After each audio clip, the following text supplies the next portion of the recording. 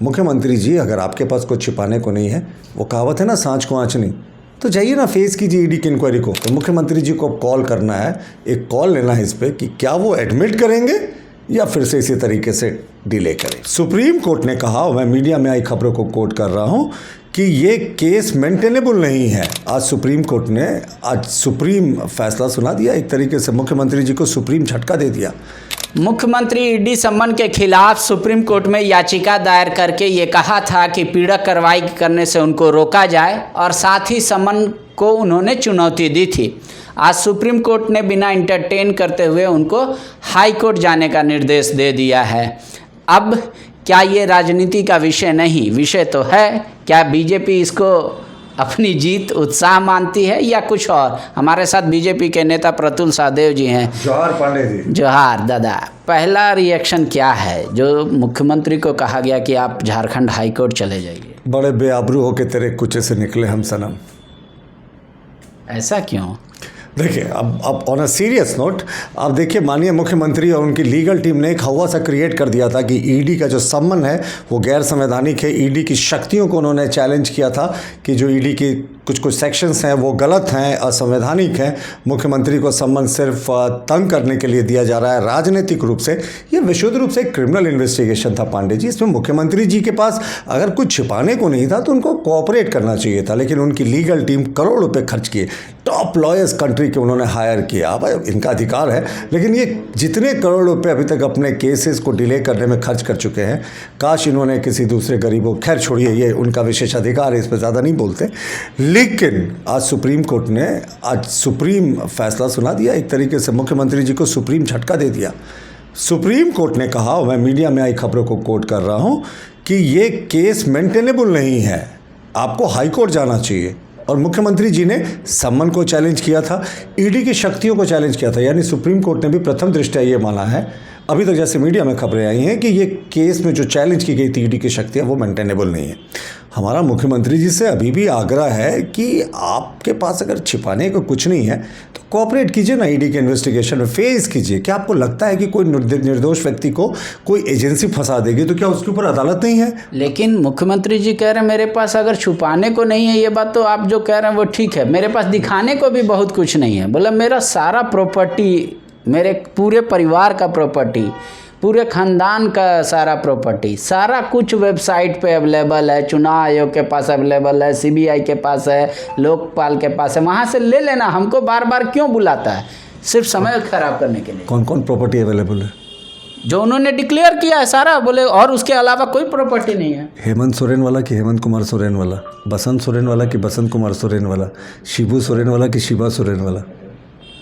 आप ईडी कह ले, जांच कर ले। आप देखिए, यही हमारा मानना है ना पांडे जी, कि अगर ईडी को लगता है कि किसी चीज़ पे उनको कोई पूछताछ करनी है, जो उन्होंने डिक्लेरेशन दिया है उसके इतर भी पूछताछ करनी है, उसके बिंदु पे भी पूछताछ करनी है, मुख्यमंत्री जी कोऑपरेट कर लेना। हमारे प्रजातंत्र की एक खूबसूरती है कि however high you may be, the long arm of law is always above you. यानी कानून का जो हाथ है वो आपसे हमेशा ऊपर होता है। कानून की नज़र में सब बराबर है, आप मुख्यमंत्री हो या एक साधारण व्यक्ति हो। तो अगर ईडी को लगता है कि कुछ भी पूछना है मुख्यमंत्री जी से, तो मुख्यमंत्री जी ने करोड़ों रुपए खर्च करके देश के टॉप लॉयर्स को हायर किया, समय व्यर्थ किया। मुझे लगता है बेहतर होता कि अगर वो कोऑपरेट करते, उनके पास कुछ छिपाना नहीं होता। लेकिन वो हाई कोर्ट से संभवतः राहत मिल जाए, मुख्यमंत्री को उम्मीद होगा। ये आपको कैसे पता? आप ज्योतिषी विज्ञान भी जानते हैं क्या? उनके मन में ये चल रहा हो ख्याल। अब आप हाईकोर्ट के लिए भी डिसाइड करने लगे पांडे जी? हाईकोर्ट से राहत मिल जाए, ये तो आप माननीय न्यायाधीशों के क्या जजमेंट आने वाले हैं, इस पर क्या सो टिप्पणी करने लगे, ये मुझे लगता है गैर उचित है। आपको हाईकोर्ट से नहीं लगता है कि राहत मिले? हमें कुछ नहीं लगता, आप उनको क्या वो अगला कदम उठाते हैं उसके ऊपर। लेकिन सुप्रीम कोर्ट ने इनको सुप्रीम झटका दिया, और हम तो फिर से कहेंगे, मुख्यमंत्री जी अगर आपके पास कुछ छिपाने को नहीं है, वो कहावत है ना, सांच को आँच नहीं, तो जाइए ना, फेस कीजिए ईडी की इंक्वायरी को। मैंने फिर से कह रहा हूँ पांडे जी, दुनिया की कोई एजेंसी किसी निर्दोष व्यक्ति को फंसा नहीं सकती, और अगर फंसाएगी ना तो अदालतें हैं ऊपर देखने के लिए। तो मुख्यमंत्री जी को फेस करना चाहिए।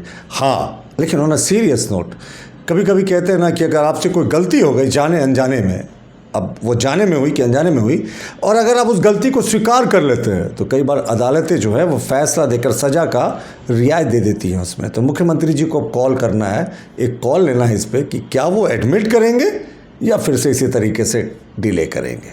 आपको क्या सुझाव दीजिएगा, वो एडमिट कर ले कि कॉल ले ले? हमारा माननीय मुख्यमंत्री जी को सुझाव यही है कि वो हमारे भी मुख्यमंत्री हैं, पूरे प्रदेश के मुख्यमंत्री हैं, तो मैं तो चाहूँगा कि मेरे मुख्यमंत्री जिस कानून और संविधान के प्रति आस्था की शपथ उन्होंने ली उसका पालन करें। उसी कानून के तहत ईडी का गठन हुआ, ईडी का एक सम्मान है, ईडी उन्हें बुला रही है तो उसका सम्मान करना चाहिए, इन्वेस्टिगेशन में कोऑपरेट करना चाहिए। बस यही हमारा एक मुख्यमंत्री जी से हमारे तो मतलब आपको लग रहा है कि बीजेपी को सिर्फ टाइम बाइंग के लिए, परचेज करने के लिए ये गए थे सुप्रीम कोर्ट, और कोई कारण नहीं था? देश के सबसे महंगे लॉयर्स को हायर करके और ये सुप्रीम कोर्ट गए और सुप्रीम कोर्ट से इन्हें कोई राहत नहीं मिली। ये सिर्फ और इन्होंने क्या ईडी के एक सम्मन के जवाब में कहा था कि भाई मैं सुप्रीम कोर्ट गया हूँ, अभी मैं ईडी के सामने हाजिर नहीं होऊंगा। और उस समय ना तो वो केस लिस्ट हुआ था, ना केस में कोई ऑर्डर हुआ था, ना केस का एडमिशन हुआ था। तो एक अगर आप केस फाइल कर देंगे और उसके आधार पर कहेंगे कि नहीं मुझे रिलीफ दें, तो ये उचित नहीं।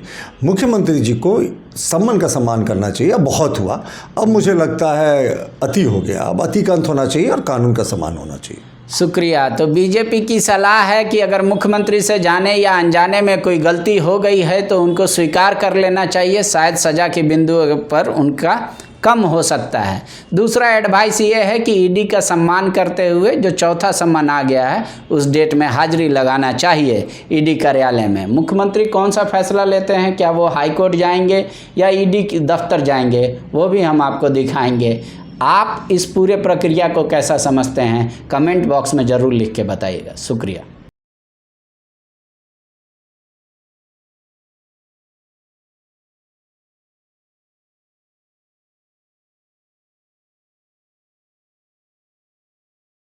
The followup.in. Like, share, and subscribe. www.thefollowup.in